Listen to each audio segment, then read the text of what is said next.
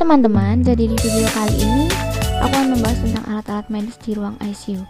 Jadi sebelumnya, apa itu ruang ICU? Ruang ICU atau Intensive Care Unit adalah ruang khusus untuk disediakan rumah sakit merawat pasien dengan keadaan yang membutuhkan pengawasan ketat. Nah, kapan sih pasien bisa masuk ke ruang ICU? Nah, pasien dapat dirujuk ke ruang ICU itu biasanya ketika pasien mengalami koma atau gagal napas. Ada juga beberapa kondisi lain yang membuat pasien harus masuk ruang ICU. Di antaranya yang pertama, kecelakaan parah seperti luka bakar atau cedera parah di kepala. Kedua, perawatan untuk memulihkan pasien setelah operasi. Yang ketiga, ada infeksi parah seperti pneumonia atau sepsis.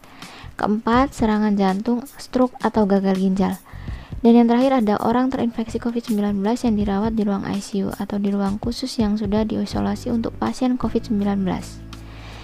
Nah, apa saja sih alat-alat medis yang ada di ruangan ICU itu? Yang pertama ada pasien monitor, syringe pump, elektrodiogram, ventilator, defibrilator, dan suction pump. Nah, bagaimana fungsi dan cara kerjanya dari alat-alat tersebut? Yang pertama kita akan bahas tentang pasien monitor, yaitu alat yang difungsikan untuk memonitor kondisi fisiologi pasien. Dilakukan secara real time untuk mengetahui kondisi pasien dan membantu dokter untuk mengecek keadaan pasien selama 24 jam penuh. Pada monitor akan menampilkan grafis tentang kinerja organ tubuh, misalnya detak jantung, kadar oksigen di dalam darah, atau tekanan darah. Yang kedua ada syringe pump, peralatan medis yang berfungsi untuk mengatur proses penyuntikan masuknya cairan obat ke dalam tubuh pasien dengan kuantitas dan waktu tertentu. Kegunaannya untuk memberikan dosis obat dengan akurat, tepat waktu dan sesuai dengan kebutuhan tanpa berulang kali melakukan penyuntikan. Prinsip kerja dari syringe pump memfokuskan jumlah cairan yang dimasukkan dalam tubuh dengan satuan milimeter per jam, menggunakan motor DC sebagai tenaga pendorong syringe dan berisi cairan atau obat yang akan dimasukkan ke dalam tubuh pasien. Syringe pump dikendalikan dengan microcontroller dan dilengkapi dengan sistem alarm yang menyeluruh, dan penggunaan syringe pump harus menurut aturan SOP. Alat berikutnya yaitu elektrokardiogram ECG. Berfungsi untuk mengukur dan merekam aktivitas listrik jantung dan dilakukan untuk meriksa kondisi jantung dan menilai efektivitas pengobatan penyakit jantung. Dan cara kerja dari ECG yaitu pasien berbaring pada kasur atau meja, kaki dan lengan dan dada itu terbuka. Kadang bisa digunakan untuk menghilangkan bulu-bulu dada, meningkatkan adhesi dari elektroda atau bantalan.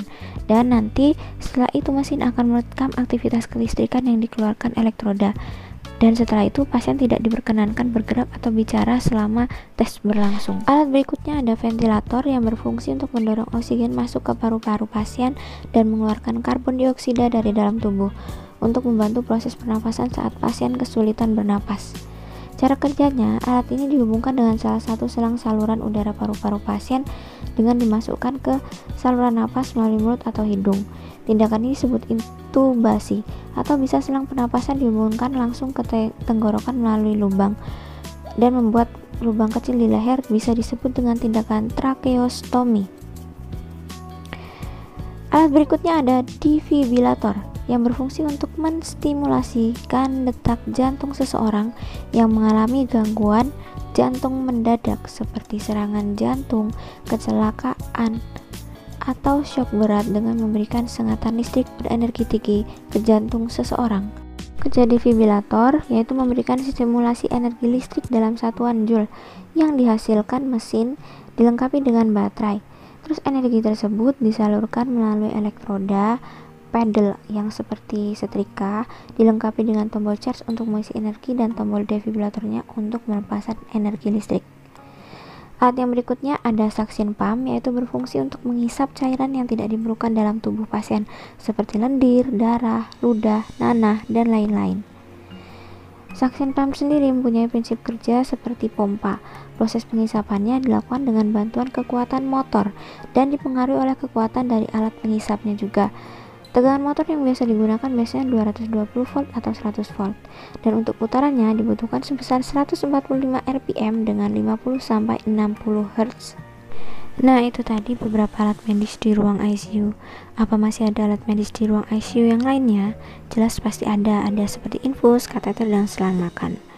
Mungkin itu saja penjelasan tentang alat-alat medis di ruang ICU. Terima kasih, sampai jumpa.